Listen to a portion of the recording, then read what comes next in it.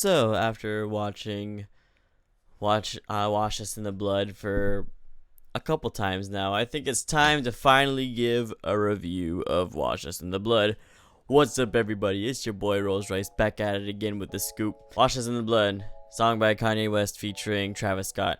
The reason I can't give a reaction to this is because last time I actually tried to post the reaction to it, ended up getting copywritten and blocked. So instead, I think I'm just gonna tell you guys just a few key points of the song that I found interesting and whatnot. So really quick, for those of you who don't know, "Wash Us in the Blood" is another song that Kanye West is taking into his religious journey from his most recent album, Jesus as King, which is like his biggest I won't say his biggest shift into music when it comes to religion, because he has spoken about religion in other songs. This is definitely leading into the more gospel territory, whereas this song kind of like steps back into the world of hip hop and steps out of gospel, but still has like religious meaning behind it. So even the title of this song, "Wash Us in the Blood," is a reference to the Bible, where I believe it's John 7:8, from what I read, saying that the reference of "wash us in the blood" means that like God said Jesus' blood will cleanse us of our sins. This is something that's in reference to like what's been going on in 2020 so far. I mean, we started off with World War III scares, Australian fires, obviously COVID-19, this Black Lives Matter movement that's happening with all these riots breaking out and all this like violence towards African American people. And right now we're living in scary times, and that's pretty much what the song is about, is that we're living in a scary time right now, and it's basically like a call for help from Lord and Savior Jesus Christ above. As far as the song goes, I actually really enjoyed the song. I was kind of worried that once we got a song after Jesus is King, he was gonna start going back to like his older traditional hip hop stuff. I mean, which he kind of does. He kind of does like lean into like some of the traditional hip hop stuff he's done in the past. But at the same time, we're getting a little bit of Kanye from each era. He's like, so okay, we got Graduation, Yeezus era, and then we got a little bit of like the outspoken Kanye from after Yeezus, from like Life of Pablo, and then we have like the religious aspects from like Jesus is King, and it's all mashed up into one Kanye in here. And I think it was really well done.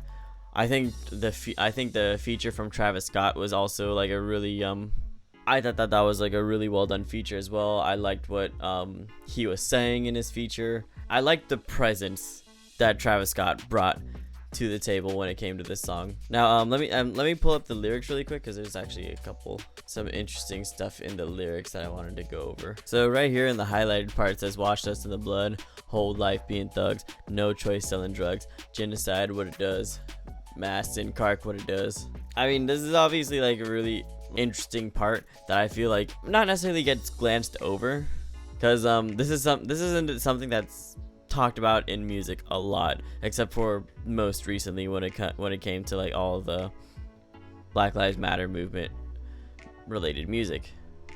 The reason why I bring that up is because this next highlighted part right here, where it says they don't want me to be Kanye, they don't want me to Kanye, they don't want Kanye to be Kanye, they want to sign a fake Kanye, they trying to sign a calm Ye.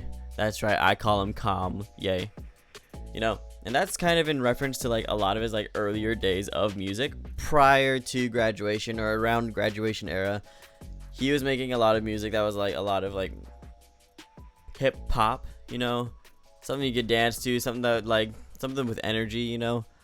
And then after that, when he started going like crazy, whatnot, that was like after he lost his mom. He started making music that was like more real in his heart, you know. And that's around the same era that we got "You Ain't Got the Answer" Sway Kanye, you know.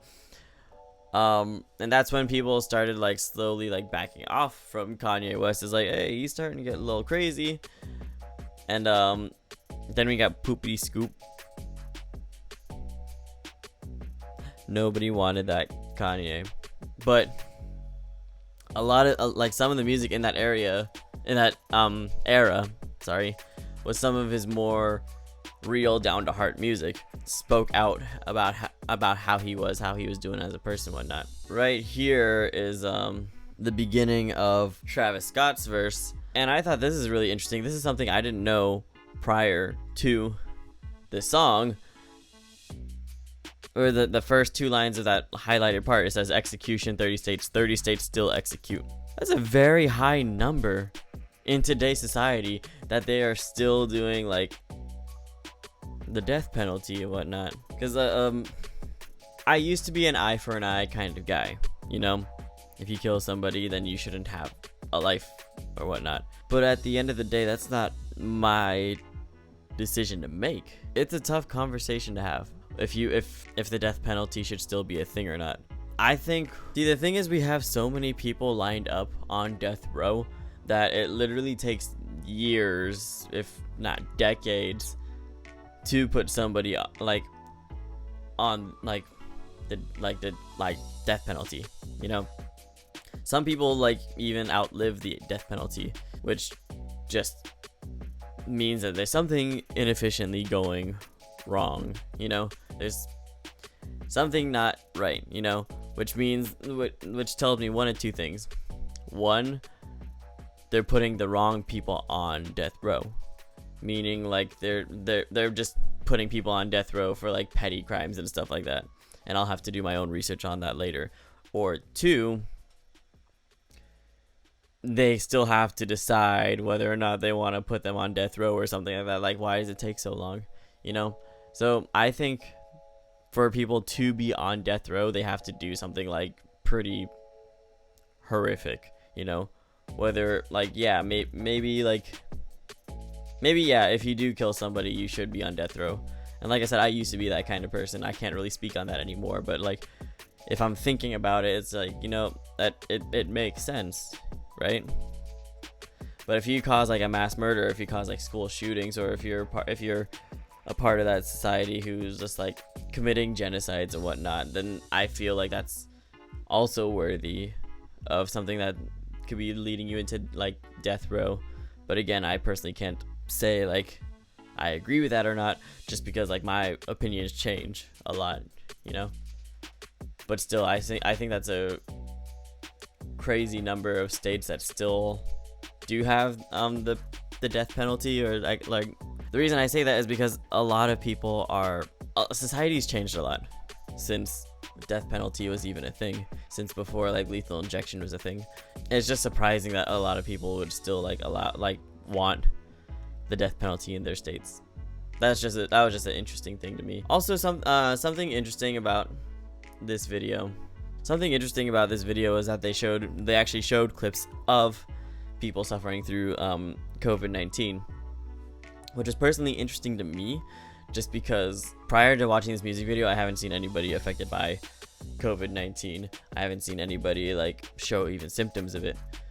And then I wish I could show you clips of it, but again, there's a potential that I could get blocked on that video for that. It's terrifying imagine just like suffocating, like there's nothing like blocking your airway. There's no one there to choke you. There's nothing like lodged in your throat. You're not like you just can't breathe.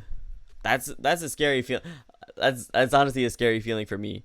Like I back when I was smoking cigarettes and stuff like that, I did end up having like difficulties breathing and whatnot, and it was honestly a scary feeling to like every 5 minutes just like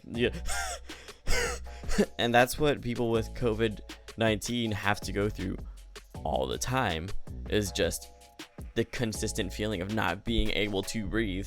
And like even with the use of like those breathing masks or anything like that, it just doesn't work. So yeah, it's really important you guys stay inside. If you guys make sure you're wearing your masks when you are going out. Social distancing, really important. It's not that hard to wear a mask. Like it's funny. I see people on social media talking about like, oh, if you guys just don't do anything illegal, then you guys don't have to worry about the cops, blah blah blah. And then a lot of places are starting to legalize it now to, like, they're making it a law saying that you have to wear masks right now, and yet people are just like, no, we're not doing that, it impedes on my freedoms and whatnot. It's like, if you can't follow what you preach, then what's the point of preaching it? All these people are having like trouble with the law, and then you're setting a prime example for having trouble with the law. So I'm really glad that there are states that are like saying that you will be fined about, like, they're gonna fine you. I think there is it could be Alabama, I could be wrong though, but there's states that'll fine you about like $2,000 if you're caught outside your house not wearing a mask, which I think is a good thing. Is like, you know, really enforces people to like practice safe precautions with healthcare. You know, just a matter of being responsible for your own health and the health of others around you. I'm sidetracking from the song a little bit too much, but let's look back at the lyrics one more time, because there was another lyric that. So yeah, aside from that, the last detail I want to bring up is the video has a heavy emphasis on Black Lives Matter. You know, they start the video with controversies with the police. They continue to show clips of African Americans like being like harassed or attacked. And again, from yesterday's video, I can just say that it's downright despicable at the end of the day, the fact that like people are still being treated like that, you know. And again, I hope you got, and for those of you who have watched my video yesterday, I hope you did take the time to click the link in my description yesterday. I'll post that link again in this video as well in the description, so you guys can see like what organizations there are to help support like local or national organizations that are BLM related or civil rights related. And actually the last thing I want to bring up was the video ends with a small clip from his I forget the name of the tour, but basically it was a tour for like his most recent album, Jesus is King, and it shows him like singing while the choir is practicing their next song for the show. He's singing to his daughter, like, "Wash Us in the Blood," and it shows that like he was thinking about this song long before like anything that was happening prior to the events of 2020. So it shows that this is something that's like been on his mind for a while, that like we are in need of some religious help, you know.